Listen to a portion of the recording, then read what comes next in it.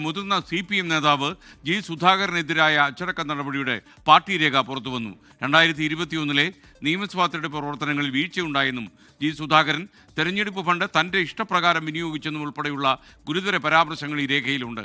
ഉയർന്ന അച്ചടക്ക നടപടി വേണമെന്ന് സംസ്ഥാന കമ്മിറ്റി വിലയിരുത്തി. എങ്കിലും ദീർഘകാലത്തെ അദ്ദേഹത്തിന്റെ സേവനം പരിഗണിച്ച് പരസ്യ ശാസ്ത്രയിൽ ഒതുക്കിയെന്നാണ് സംസ്ഥാന കമ്മിറ്റിയുടെ റിപ്പോർട്ട്. മനീഷ് മഹിവാൽ ഈ വാർത്തയുടെ കൂടുതൽ വിവരങ്ങളുമായി തിരുവനന്തപുരത്ത് നിന്ന് ചേരുന്നു.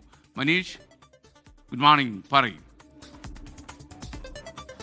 Good morning SKN. അതായത് നിലവിൽ ജി സുധാകരൻ പാർട്ടി നേതൃത്വവുമായി വലിയ അകൽച്ചയിലാണ്. ഇപ്പോഴുള്ള ജി സുധാകരന്റെ ഈ അകൽച്ചയുടെ കാരണം, അതിന്റെ ആധാരമാണ് ഇപ്പോൾ പുറത്തു വന്നിട്ടുള്ളത്. കഴിഞ്ഞ നിയമസഭാ തെരഞ്ഞെടുപ്പിന് ശേഷം ജി സുധാകരനെതിരെ വലിയ പരാതികൾ സംസ്ഥാന നേതൃത്വത്തിന് വന്നിരുന്നു.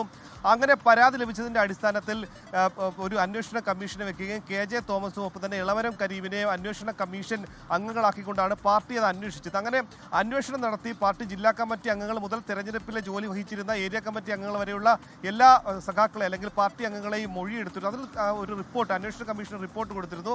ആ അന്വേഷണ കമ്മീഷൻ റിപ്പോർട്ടിൽ ഗുരുതരമായ പരാമർശങ്ങളാണ് ഉണ്ടായിരുന്നത്. ആ അന്വേഷണ കമ്മീഷന്റെ റിപ്പോർട്ട് അടക്കമുള്ള സംസ്ഥാന കമ്മിറ്റിയുടെ റിപ്പോർട്ട് അടക്കമുള്ള കീഴ്ഘടകങ്ങളിലേക്ക് ആ റിപ്പോർട്ട് ചെയ്യാനുള്ള റിപ്പോർട്ടിങ്ങിന്റെ ഒരു രേഖയാണ് ഇപ്പോൾ പുറത്തു വന്നിട്ടുള്ളത്. ഇത് അന്നത്തെ സമയത്ത് ഇതുമായി ബന്ധപ്പെട്ട് ജി സുധാകരന് പരസ്യശാസ്ത്ര നൽകിയെന്ന വാർത്ത പുറത്തു വന്നിരുന്നെങ്കിലും അതിന്റെ ഉള്ളടക്കമോ അതിന്റെ രേഖയോ പുറത്തു വന്നിരുന്നില്ല.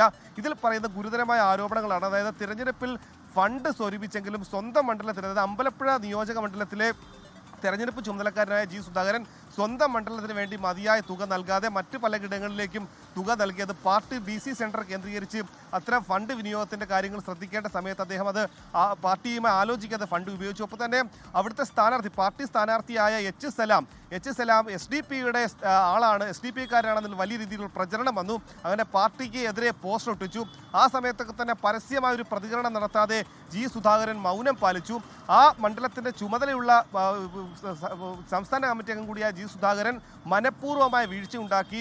ഒരു തരത്തിലും, അതായത് 10-12 ഒരു ദിവസം 10-12 യോഗങ്ങളിൽ പങ്കെടുക്കേണ്ട ജി സുധാകരൻ 1-2 യോഗങ്ങളിൽ മാത്രം പങ്കെടുത്തു. മനഃപൂർവ്വമായി പ്രചരണ പരിപാടികളിൽ നിന്നടക്കം വിട്ടുനിന്നു. തൻ്റെ ഇഷ്ടം, അതായത് ആ മണ്ഡലത്തിൽ താൻ തന്നെ സ്ഥാനാർത്ഥിയാകണമെന്ന ആഗ്രഹം ജി സുധാകരൻ ഉണ്ടായിരുന്നു. പക്ഷേ അമ്പലപ്പുഴ മണ്ഡലത്തിൽ തുടർച്ചയായി വീണ്ടും സ്ഥാനാർത്ഥിയാകാനുള്ള ഒരു മാനദണ്ഡം സംസ്ഥാന കമ്മിറ്റിയുടെ തീരുമാനപ്രകാരമായിരുന്നു മാറ്റിയിരുന്നത്. അതിൽമേൽ ജി സുധാകരൻ വലിയ രീതിയിൽ അതൃപ്തി ഉണ്ടായിരുന്നു. പല സ്ഥലങ്ങളിലും തെരഞ്ഞെടുപ്പിന് ശേഷം ഫലം വരുന്നതിന് മുൻപ് തന്നെ ആലപ്പുഴയിൽ ചെങ്ങന്നൂരും മാവേലിക്കരയും ഒഴിച്ച് മറ്റ് എല്ലായിടങ്ങളിലും തോക്കുമെന്നും അമ്പലപ്പുഴയിലടക്കം വലിയ രീതിയിൽ തോൽവി ഉണ്ടാകുമെന്നും അഥവാ ജയിച്ചാൽ തന്നെ ചെറിയ മാർജിനായിരിക്കും ഭൂരിപക്ഷം ഉണ്ടാകുന്ന തരത്തിലുള്ള യോഗങ്ങളിലും പരസ്യമായ വേദികളിലും പ്രസംഗം നടത്തി. അങ്ങനെ ഗുരുതരമായ ഒരു പാർട്ടി സംസ്ഥാന കമ്മിറ്റി അംഗത്തിന്റെ ഭാഗത്തു നിന്നുണ്ടാകാൻ പാടില്ലാത്ത ഗുരുതരമായ വീഴ്ച ജി സുധാകരന്റെ ഭാഗത്തു നിന്നുണ്ടായി എന്ന് അതായിരുന്നു അന്വേഷണ കമ്മീഷന്റെ കണ്ടെത്തൽ.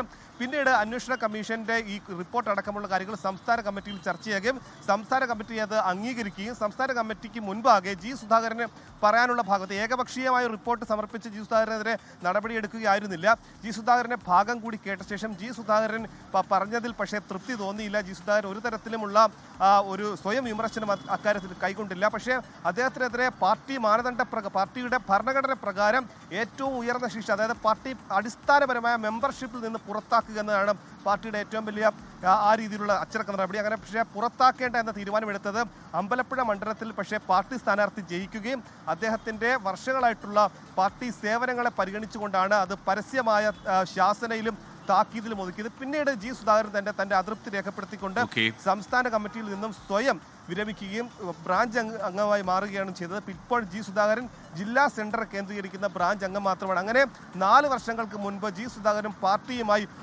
അകലാനുണ്ടായതിന്റെ പാർട്ടി രേഖയാണ് ഇപ്പോൾ പുറത്തു വന്നിട്ടുള്ളത്. SKN. ലോകത്തെവിടെയായാലും ഏത് സമയത്തും 24 വാർത്തകളും ഓഗ്മെന്റഡ് റിയാലിറ്റി പാക്കേജുകളും എക്സ്പ്ലെയിനറുകളും വിശദമായി കാണാൻ ഞങ്ങളുടെ YouTube ചാനൽ നിങ്ങൾക്ക് സബ്സ്ക്രൈബ് ചെയ്യാം.